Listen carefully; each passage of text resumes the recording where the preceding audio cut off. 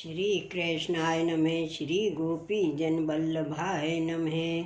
श्री महाप्रभु वल्लभाचार्य जी की 84 बैठक चरित्र, 5वीं बैठक विश्राम घाट मथुरा।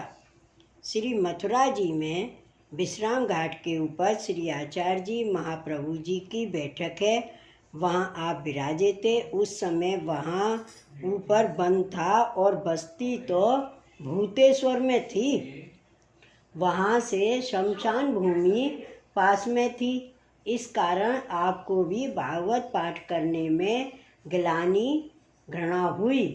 तब कमंडल में से जल लेकर कृष्णदास मेघन को दिया और आज्ञा की कि इस जल को जितने में छिड़क दिया जाएगा वहाँ उतने में बस्ती हो जाएगी। तब कृष्णदास ने वह जल अस्कुंडा से लेकर सूर्य कुंड तक छिड़का, इसलिए उतने में बस्ती बस गई तथा तत्काल शमशान भूमि ध्रुव घाट पर जाकर गिरी। उस समय रूप सनातन दर्शन को आए हुए थे।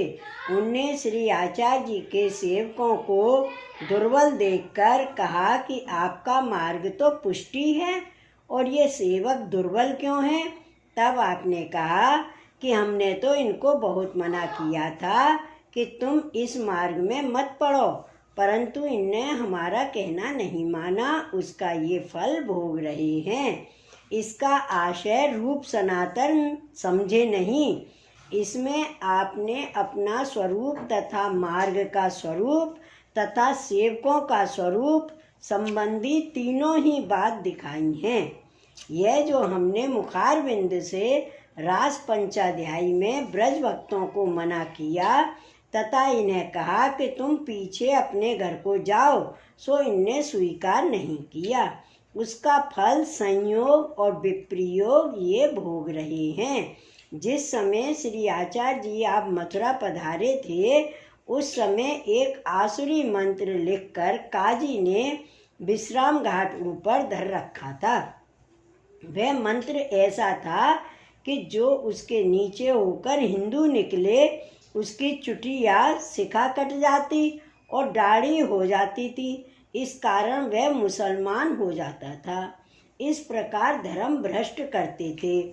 उस समय श्री आचार्य जी आप विश्राम घाट ऊपर स्नान करने को पधारे थे। श्री आचार्य जी के साथ उस समय 5-7 वैष्णव साथ थे। 2-4 वैष्णव केशव भट्ट के साथ थे। श्री आचार्य जी महाप्रभु जी ने सभी सेवकों के साथ स्नान किया। उस समय किसी भी वैष्णव को मलेच्छ के यंत्र का पराभव नहीं हुआ। उसके पश्चात आपने 7 दिन तक मुक्ति क्षेत्र के ऊपर श्री भागवत का पारायण किया। वहाँ तक सभी हिंदुओं ने स्नान किया, किसी की चोटी नहीं कटी। आप मधुवन को पधारने लगे। उस समय सभी मथुरा के 24 लोगों ने आपसे मिलकर प्रार्थना की कि यह यंत्र विश्रांत घाट के ऊपर है, उसको आप दूर करके पधारो।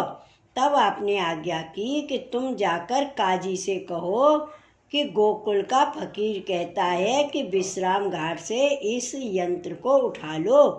तब उन 24 लोगों ने जाकर काजी से कहा कि हमारे श्री आचार्य जी पधारे हैं, वे कहते हैं कि तुम इस यंत्र को यहाँ से उठा लो।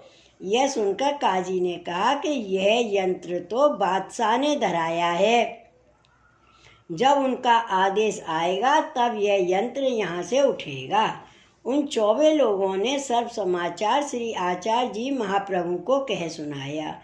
तब श्री आचार्य जी ने अपने हाथ से एक यंत्र लिखकर वासुदेव दास छकड़ा को तथा केशव भट्ट को देकर आज्ञा की कि तुम दिल्ली जाओ। दिल्ली के जितने दरवाजे हैं उन सब पर एक एक यह यंत्र धर आओ। वासुदेव दास छकड़ा एवं केशव भट्ट दिल्ली को चले। दिल्ली जाकर सभी दरवाजों पर यंत्रों को धर दिया।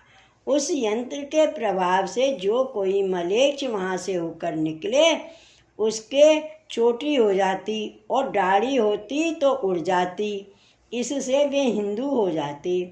इस प्रकार कितने ही मलेच्छ हिंदू हो गए।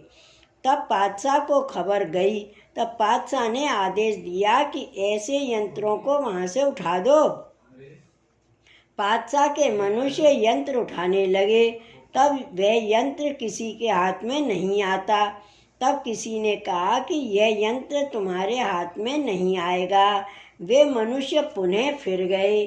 बादशाह ने पूछा, यह यंत्र किसने धरा है? तब हलकारा ने कहा कि मथुरा के 2 फकीर आए हैं, उनने यह यंत्र धरा है। इतने में वासुदेव छकड़ा तथा केशव भट्ट दोनों आकर वहाँ खड़े हो गए।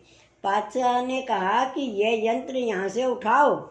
तब केशव भट्ट ने कहा कि साहब, यह यंत्र यहाँ से जब उठेगा जब मथुरा से उस यंत्र को उठवाकर मंगवाओगे। हमारे गुरु श्री आचार्य जी महाप्रभु की आज्ञा है। इस बात को सुनकर बादशाह मन में डरा। उसने कहा, हम उस यंत्र को उठवाकर मंगवाते हैं।